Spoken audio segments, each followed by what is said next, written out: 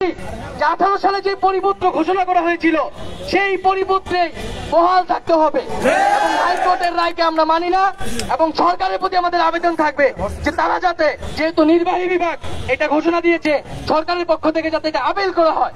যদি সরকার পদক্ষেপ না নেয় আমরা রাজপথ এবং আইনিভাবে দুইভাবেই আমরা কিন্তু আমাদের আন্দোলন আগে নিই। ধন্যবাদ।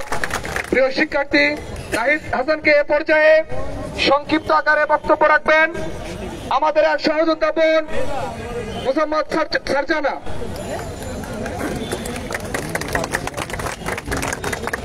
আসসালামু আলাইকুম।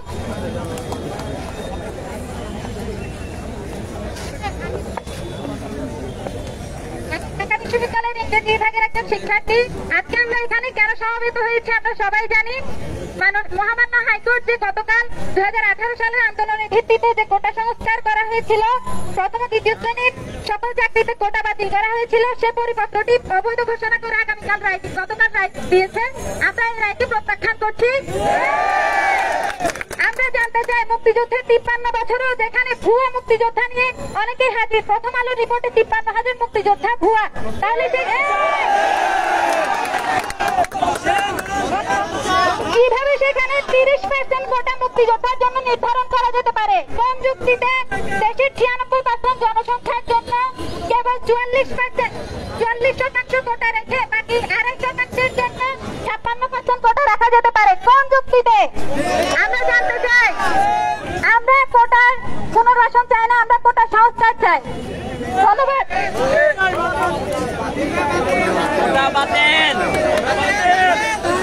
কোটা কোটা বাতিল করো, বাতিল করো, কোটা কোটা বাতিল করো, বাতিল করো, কোটা কোটা।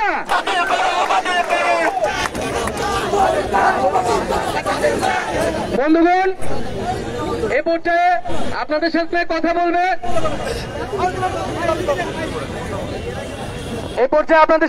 বলবে ইংরেজি বিভাগের শিক্ষার্থী হাসনাত আব্দুল্লাহ।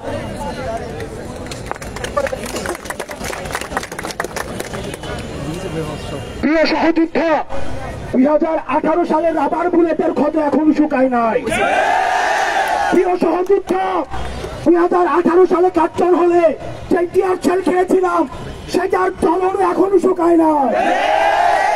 প্রিয় সহযোদ্ধা, আমাদের ক্যাম্পাসে আমাদেরকে পুলিশ যেভাবে নির্যাতন করেছে 2018 সালে 8 এপ্রিল, সেই ভয়াল আঘাত আমরা এখনো ভুলি নাই। প্রিয় সহযোদ্ধা, 2018 সালে কোটা বাতিল, সেটি ছিল সারা বাংলার ছাত্রদের গণজোয়ারের ফলাফল। কয়েক শিক্ষার্থীর স্বাধীনতার যে মূল স্পিরিট ছিল সাম্য, সেই সাম্যর এগেনস্টে গিয়ে হাইকোর্টে রিট করে ছাত্রদের এগেনস্টে গিয়ে এই কোটা পুনর্বহাল এই ছাত্র সমাজ কোনোভাবে মেনে নিবে না। কোটা পুনর্বহাল বাতিল করার জন্য আমাদেরকে রাস্তার মধ্যে আবার থাকতে হবে। প্রিয় সহযোদ্ধা, স্বাধীনতায় আমাদের 30 লক্ষ মুক্তিযোদ্ধা যে সাম্য নিয়ে, যে স্পিরিট নিয়ে যুদ্ধ করেছিল, সেটা হচ্ছিল বৈষম্য নিরূপণ। অত্যন্ত দুঃখজনক, যারা কোটার জন্য আন্দোলন করছে তারা নিজেদেরকে কোটাধারী মেধাবী পরিচয় দিতে বেশি স্বাচ্ছন্দ্য বোধ করে। কোটাধারী মেধাবীদেরকে আমরা আহ্বান জানাচ্ছি, কোটাধারী মেধাবী এটা লজ্জার পরিচয়। আমরা এই 21 শতাব্দীর প্রযুক্তির যুগে, আমরা টেকনোলজির যুগে, আমরা মেধা, যোগ্যতা, পরিশ্রমের মধ্য দিয়ে মাননীয় প্রধানমন্ত্রী যে ডিজিটাল বাংলাদেশ, যে ভিশন 41 হাতে নিয়েছে, আমরা সেটা বাস্তবায়নের জন্য শুধুমাত্র একমাত্র কেবলমাত্র মেধাভিত্তিক বাংলাদেশ গড়ার জন্য প্রত্যয় এবং সেই বাংলাদেশ বিনির্মাণের জন্য আমাদেরকে যতদিন মাঠে থাকতে হয় আমরা ততদিন মাঠে থাকবো এবং কোটা পুনর্বহাল আমরা বাতিল চাই, মানি না, মানব না। প্রিয় বন্ধুগণ, এ পর্যায়ে আপনাদের সামনে কথা বলবেন আইন বিভাগের শিক্ষার্থী সোহাগ মিয়া।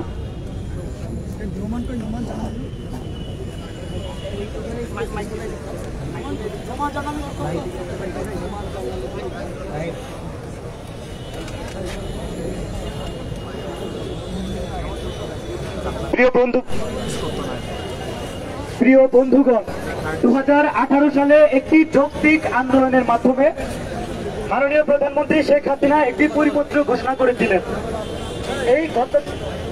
এই গত কয়েকদিন আগে সুপ্রিম কোর্টের হাইকোর্ট ডিভিশনের একটি রিটের পরিপ্রেক্ষিতে সেই পরিপত্রটি অবৈধ ঘোষণা করা হয়।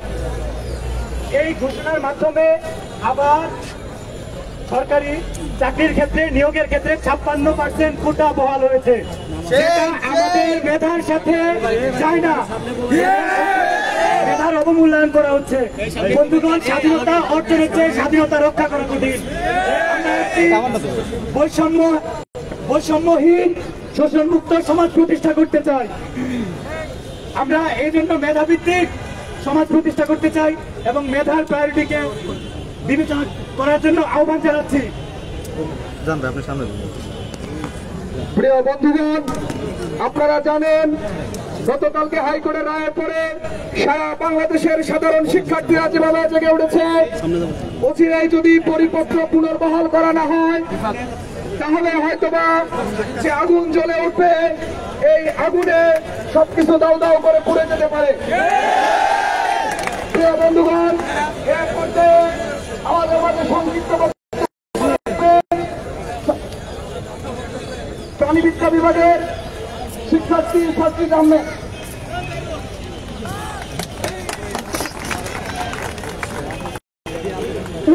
আসসালামু আলাইকুম। আপনারা দেখতে পাচ্ছেন যে আমরা এই মুহূর্তে আপনাদের সাথে সরাসরি যুক্ত হয়েছি জাতীয় শহীদ মিনার থেকে। এখানে দেখতে পাচ্ছেন যে ঢাকা বিশ্ববিদ্যালয়ের শিক্ষার্থীরা কোটার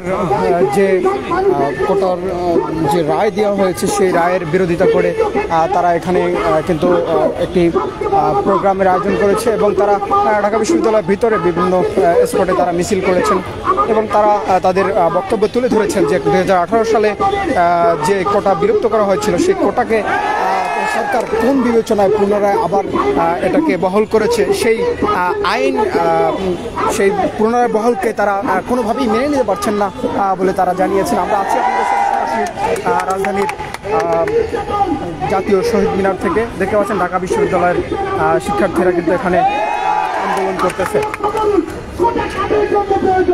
যারা এই বাংলাদেশে থেকে আজকে কোনো না কোনো কারণে তাদের যে সুবিধাটুকু পাওয়া সেটুকু পাচ্ছে না, যেমন হতে পারত কোনো প্রতিবন্ধী কিংবা আমার ওই পাহাড়ের কোন নৃতাত্ত্বিক ভাই বোন। কিন্তু আজকে কি করা হচ্ছে, যারা জন্মসূত্রে কোটা প্রাপ্ত, যারা স্কুলে কোটা পায়, কলেজে কোটা পায়, বিশ্ববিদ্যালয়ের কোটা পায়, তাদেরকে সারা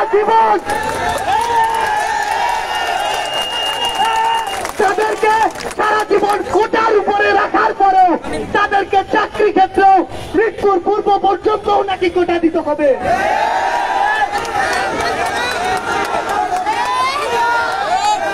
বঙ্গবন্ধুর বাংলায় স্বাধীনতা 53 বছর পরে এই বৈষম্য আমরা কোনোদিন মেনে নিতে পারি না।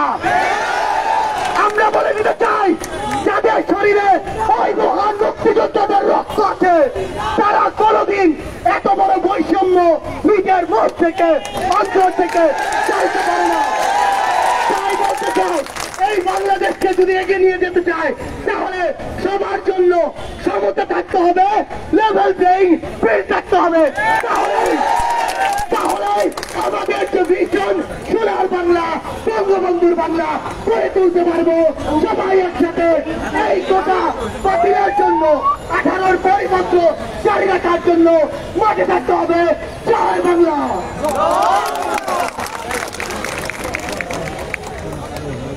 প্রিয় বন্ধুগণ, আমরা এই গরমের মধ্যেও সকলে এখানে সমবেত হয়েছি। আমাদের দাবি একটাই, আমরা 2018 সালের 4 মে যে পরিপত্র জারি করা হয়েছিল তা পুনর্বহাল চাই। প্রিয় বন্ধুগণ, এ পর্যায়ে আমাদের মাঝে সংক্ষিপ্ত আকারে বক্তব্য রাখবেন আমাদের বোন সীমা আক্তার। বন্ধুগণ, আপনারা দেখতে পাচ্ছেন যে আমাদের এই বৈষম্যমূলক সমাজে যখন কোটা দ্বারা বৈষম্য বিলোপ করা হয়, সেখানে সেই কোটায় আমাদেরকে বৈষম্যের সুযোগ করে দেওয়া হয়, আমাদেরকে এই বৈষম্যের সুযোগ করে দেওয়া হয় এবং আমাদেরকে সর্বক্ষেত্রে পিছিয়ে রাখার যেই কার্যক্রম, এই যে মুক্তিযোদ্ধা কোটা, বিশেষ করে এই বড় একটা কোটা 30% দেওয়াটা কোনোভাবেই যৌক্তিক নয়। এবং সেইখানে আদিবাসী কোটা, প্রতিবন্ধী কোটা,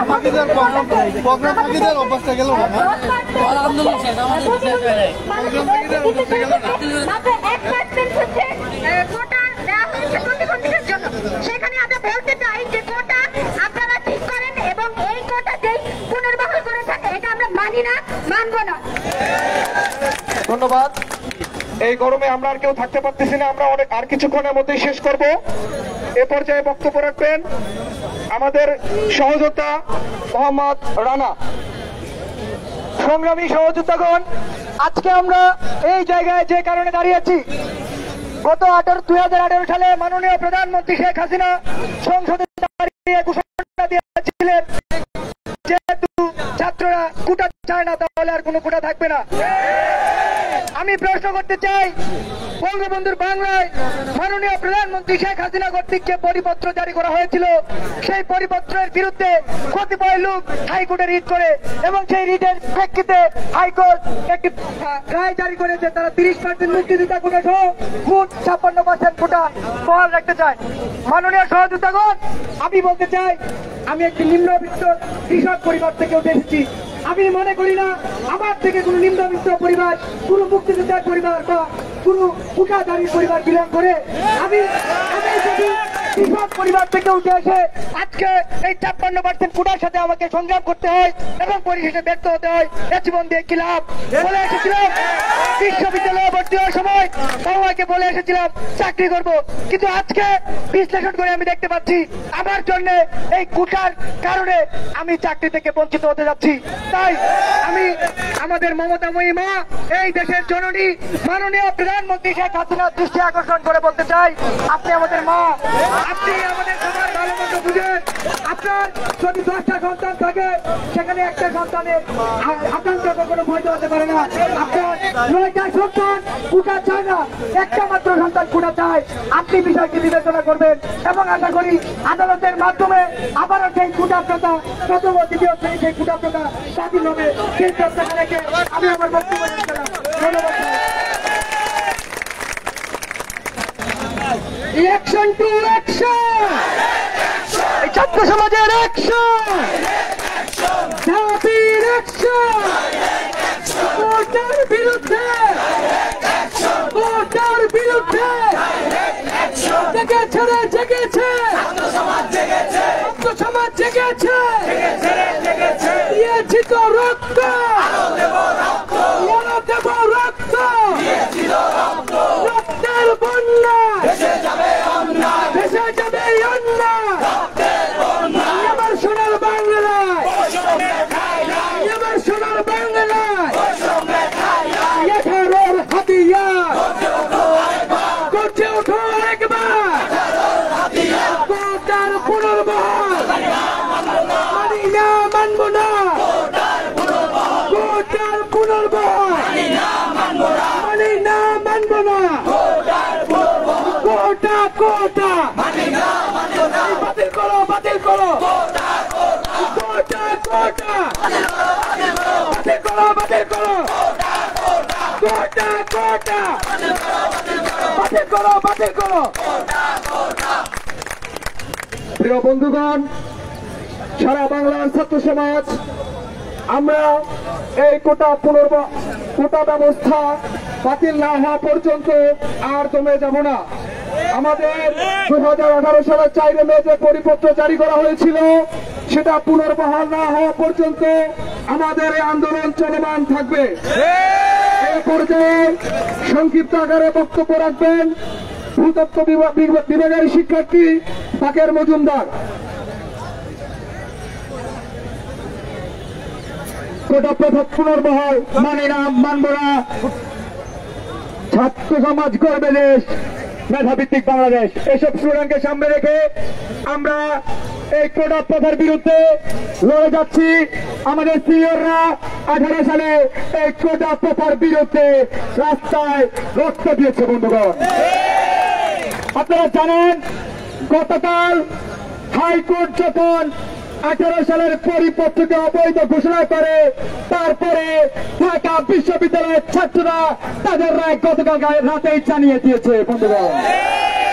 গতকাল সন্ধ্যার পরে ঢাকা বিশ্ববিদ্যালয়ের শিক্ষার্থীরা তাৎক্ষণিক একটি বিক্ষোভ মিছিল এবং মানববন্ধনের মাধ্যমে রাষ্ট্রযন্ত্রকে জানিয়ে দিয়েছে আমাদের শিক্ষার্থীরা আসলে এই কোটা প্রথার বিরুদ্ধে বন্ধুগণ। আমি বলতে চাই, আমরা বলতে চাই কোটা একটি বৈষম্য।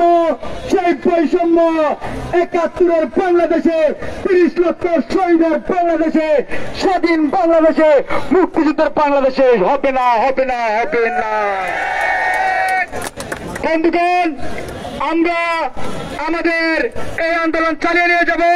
আপনারা সার্বক্ষণিক আমাদের সাথে থাকবেন সেই প্রত্যাশা ব্যক্ত করে সেই কোটা পদ্ধতি বাতিলের প্রেক্ষাপট থেকে আমি আমার বক্তব্য শেষ করছি। ধন্যবাদ সবাইকে। প্রিয় শিক্ষার্থী বন্ধুগণ, আমরা আর অল্প কিছুক্ষণের মধ্যে আমাদের বক্তব্যের মাধ্যমে আজকের প্রতিবাদ সমাবেশ আমরা শেষ করব। এ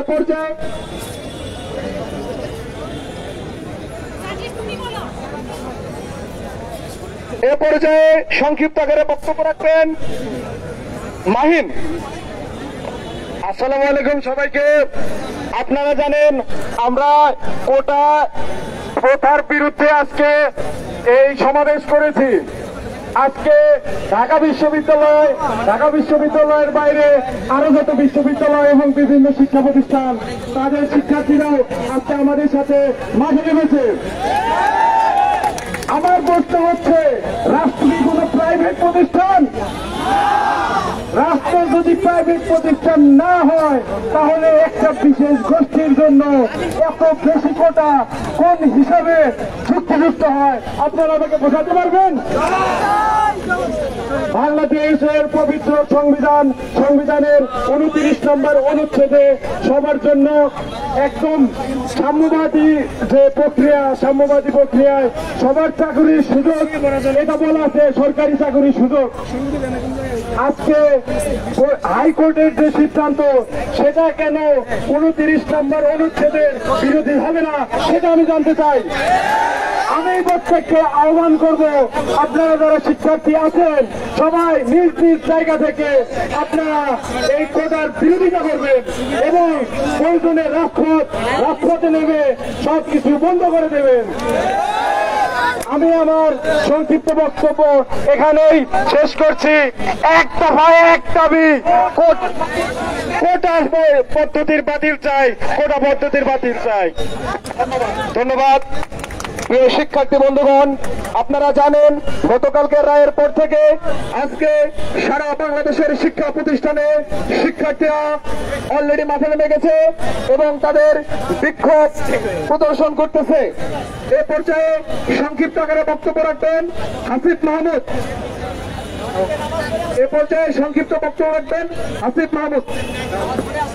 প্রিয় সহযোদ্ধা ভাই বোনেরা, 1971 সালে মুক্তিযোদ্ধারা সাম্যের মূল মন্ত্রে উজ্জীবিত হয়ে সেই মহান মুক্তিযুদ্ধে তাদের আত্মত্যাগ করেছিল, তারা রক্ত দিয়েছিল, তারা সাম্যের বাংলাদেশ প্রতিষ্ঠা করতে চেয়েছে, তারা বৈষম্যের বাংলাদেশ প্রতিষ্ঠা করতে চায় নাই।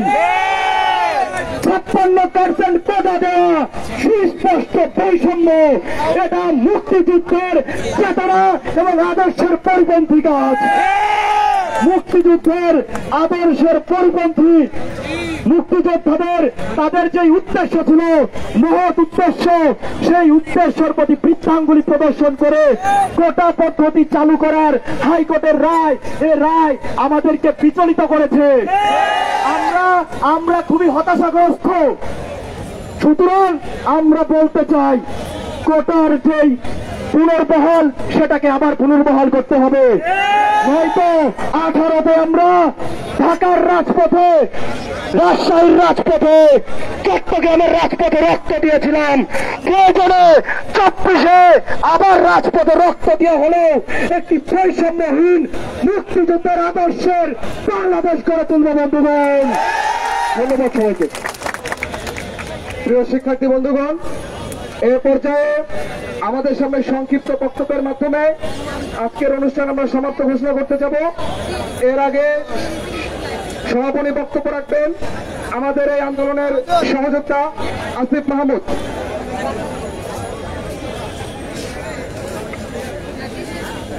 বন্ধুগণ, কোটা কিংবা রিজার্ভেশন পৃথিবী জুড়ে পিছিয়ে পড়া জনগোষ্ঠীদেরকে দেওয়া হয়। 1971 সালে সাম্য, মানবিক মর্যাদা, সামাজিক সুবিচার প্রতিষ্ঠার লক্ষ্যকে সামনে নিয়ে যে 30 লক্ষ শহীদ, যে মুক্তিযোদ্ধারা তাদের অঙ্গ প্রত্যঙ্গ হানি করেছেন, গুলি খেয়েছেন, তারা সাম্য ও সামাজিক সুবিচার, মানবিক মর্যাদা প্রতিষ্ঠা করতে চেয়েছিলেন। কোটা প্রথার মাধ্যমে তাদেরকে সুবিধা বঞ্চিত সমাজের পিছিয়ে পড়া জনগোষ্ঠী হিসেবে অপমান করা হচ্ছে বলে আমরা মনে করি। সংগ্রামী বন্ধুগণ, যারা বসে বসে কোটা প্রথাকে আবার পুনর্বহাল করছেন, তারা হয়তো ভুলে গেছেন, তারা হয়তো মনে করছেন 2018 সালে আমরা যে রক্ত দিয়েছি, আমরা যে দীর্ঘ 4-5 মাস আন্দোলন করেছি, আমাদের মধ্যে সেই জোশ আর নেই। আপনারা যদি সেটা ভেবে থাকেন তাহলে আপনারা ভুল ভাবছেন। যদি প্রয়োজন হয় তাহলে আরো দীর্ঘ সময়, আরো দীর্ঘ দিন